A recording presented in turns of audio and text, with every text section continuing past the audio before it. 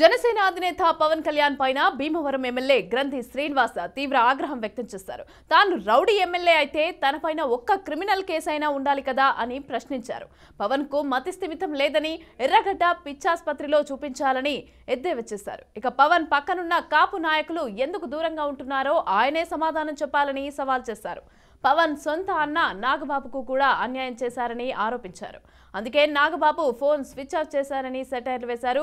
అదే సమయంలో చిరంజీవి సౌమ్యుడు అంటూ చెప్పుకొచ్చిన గ్రంథి చిరంజీవి ప్రజారాజ్యం పార్టీ పెట్టి 18 సీట్లు గెలిచి 80 లక్షల ఓట్లు తెచ్చుకున్నారని గుర్తు చేశారు. ఇక స్థానికంగా ఉన్న తనను పవన్ కళ్యాణ్ తరిమి కొట్టాలని అనడం హాస్యాస్పదమని గ్రంథి శ్రీనివాస్ వ్యాఖ్యానించారు.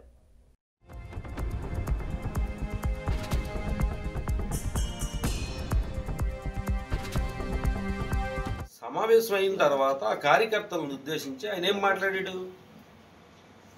గ్రంథి శ్రీనివాస్ అంటే నాకేం ద్వేషం లేదు అని మాట్లాడాడు. నెల రోజులు కూడా పూర్తి కాల. అరే నిన్న హైదరాబాద్లో చూస్తే అతను గోండా అని, గ్రంథి శ్రీనివాస్ గోండా రౌడీ.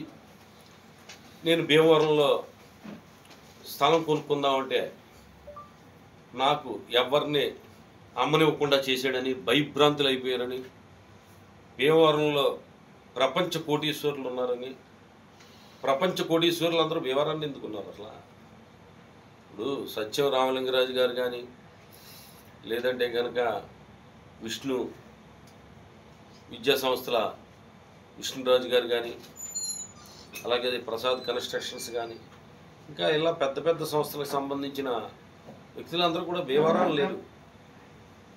వాళ్ళు హైదరాబాద్లో కానీ, యుఎస్లో కానీ, ఇతర ప్రాంతాల్లో పెద్ద పెద్ద వ్యాపారాలు చేస్తూ ఎంతోమందికి ఉపాధి కలిగిస్తూ, మెంటల్ స్టెబిలిటీ ఏంటి, ఎలా ఉంది మానసిక స్థితి అనేది నాకు అర్థమవుతుంది.